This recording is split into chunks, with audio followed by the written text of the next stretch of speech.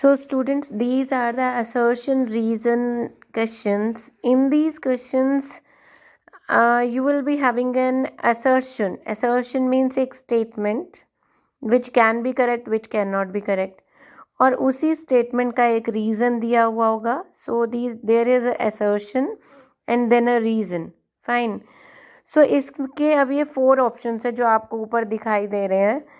ऐसे आंसर्स आएंगे, आपको बताना होगा ए ठीक है या बी ठीक है या सी ठीक है डी ठीक है. ए मीन्स असर्शन और रीज़न दोनों करेक्ट हैं, ठीक है, बट जो रीज़न है वो करेक्ट एक्सप्लेनेशन है ए की. ऐसे ही assertion is correct and R is not the correct explanation of A, means R जो है ए का रीज़न नहीं है, ठीक है जी. देन सी ऐसा आएगा कि ए is correct, R is wrong. Then D ऐसा आएगा A is wrong and R is correct. तो देखो सिंपल सी बात है, इसमें सबसे पहले आपको एक ट्रिक यूज़ करनी है.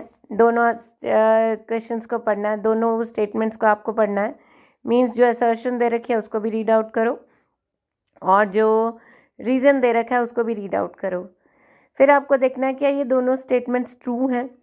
अगर ये दोनों स्टेटमेंट्स ट्रू होंगी तो या तो ए ठीक होगा या बी, ठीक है. अगर वो एक्सप्लेनेशन आपको सही लगती है तो आप ए पे टिक कर दीजिए. अगर आपको वो एक्सप्लेनेशन सही नहीं लगती है then tick on B. Fine. So अब जैसे पहले वाला क्वेश्चन दे रहे, और अगर दोनों में से कोई भी एक स्टेटमेंट फॉल्स है तो सी और डी में से ही आएगा, ठीक है जी. सो अब ये देखिए first question, assertion A. Assertion is saying that bakelite is used for making electrical switches. Bakelite के electrical switches बनते हैं, ठीक है. So it is very fine. Then R, reason is bakelite is a poor conductor of electricity. देखो statements दोनों true हैं. And अब हम जहाँ तक देख रहे हैं तो इलेक्ट्रिकल स्विचेस हम इसीलिए बनाएंगे क्योंकि वो पुअर कंडक्टर होगा इलेक्ट्रिसिटी का, हमें उससे शॉक ना लग सके. So it is very right. तो A is correct, R is correct and R is the correct explanation of A. Okay. Then second assertion और उस पे आप चलेंगे. Second assertion is thermoplastics cannot be thermosetting plastics cannot be remolded. And इसकी explanation दी गई है thermosetting plastics can be softened on heating. तो thermoplastic अगर सॉफ्ट ही हो जाते होते तो फिर हम उसको रीमोल्ड भी कर लेते. So thermosetting plastics can not be remoulded, this is correct, but R is है ही फॉल्स. आर वैसे ट्रू हो लेकिन उसकी एक्सप्लेनेशन ना हो तो आप बी पे जाएंगे.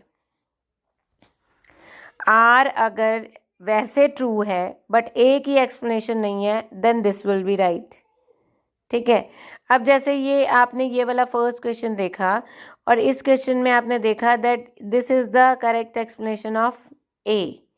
That means that A is correct and R उसकी एक्सप्लेनेशन है. This is for one, this is for one, ठीक है. अब सेकेंड आप देख रहे हो thermosetting plastics can not be remoulded, उनको रीमोल्ड नहीं किया जा सकता. That is true. That means A is correct, A is correct, A is correct, A is correct. इन तीनों में से कुछ आ रहा है. Then thermosetting plastics can be softened on heating.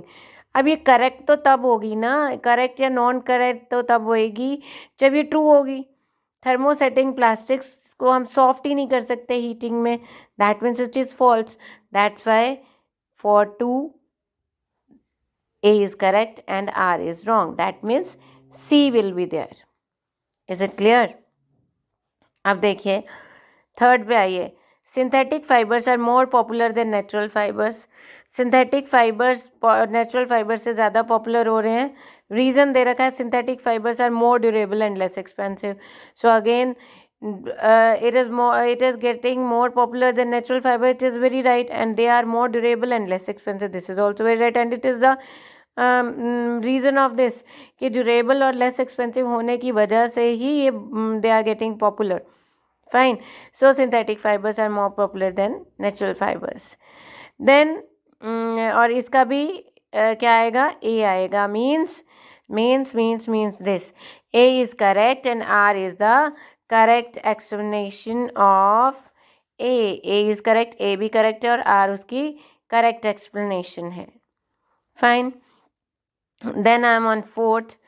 Nylon fiber cannot be used for making ropes for climbers. Nylon fibers के हम climbers की rope नहीं बना सकते. And nylon fibers are very strong fibers. This we know that this is right. But strong fibers है तो हम climbers की ropes बना सकते हैं. So it is wrong statement. For this what will be our answer? That will be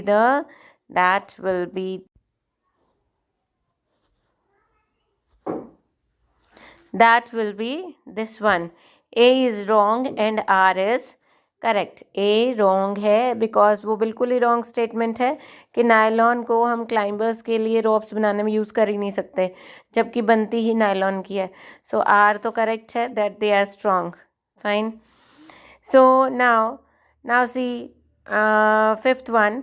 we should not use synthetic fibres while working in kitchen. Kitchen में हमें काम करते हुए सिंथेटिक फाइबर्स नहीं डालने चाहिए. सो it is very true. You are getting that it is true. Then synthetic fibers dry up quickly. This is the reason and are easy to wash. कि वो जल्दी से सूख जाते हैं और easy to wash. See, this is also true.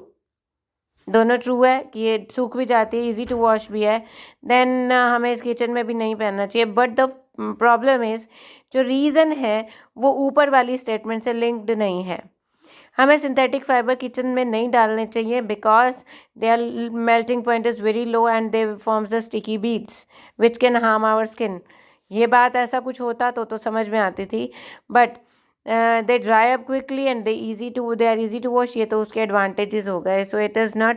So our answer will be हमारा जो आंसर होगा वो ये होगा. देखो मैंने बताया था कि जब करेक्ट होती हैं दोनों स्टेटमेंट्स तो फर्स्ट या सेकेंड में से होती है. तो अगर ये हमारी करेक्ट एक्सप्लेनेशन नहीं है then B will be the answer. I hope that you have understood. So likewise कोई भी असर्शन स्टेटमेंट ऐसे कोई भी स्टेटमेंट आ सकती है उसका रीज़न दिया होगा. आपको ये चेक करना है वो रीज़न और असर्शन में से पहले स्टेटमेंट ट्रू है दोनों की दोनों. अगर वो ट्रू है तो आप ये देखो कि आर उसकी सही जो रीज़न है वो उसका सही एक्सप्लेनेशन है या नहीं है. अगर नहीं है तो आप ये देखेंगे R is not the correct explanation. अगर है तो ए वाला हो जाएगा. और अगर दोनों में से कोई स्टेटमेंट ही रॉन्ग है, गलत है, then you will have to choose from C and D. फिर भी अगर कोई प्रॉब्लम लगे, मुश्किल लगे, then please ask me in the school. Thank you very much. And tomorrow's homework is revise chapter जिनकी आज रिवीजन हो गई थी 11, 12, 13 की, उन्होंने करने हैं 10th, 6th and 7th revise करने हैं. और जिनकी रिवीजन नहीं हुई थी जिन सेक्शंस में, they have to revise chapter 11, 12, 13 and 16 especially, for which they have missed the class. Thank you very much.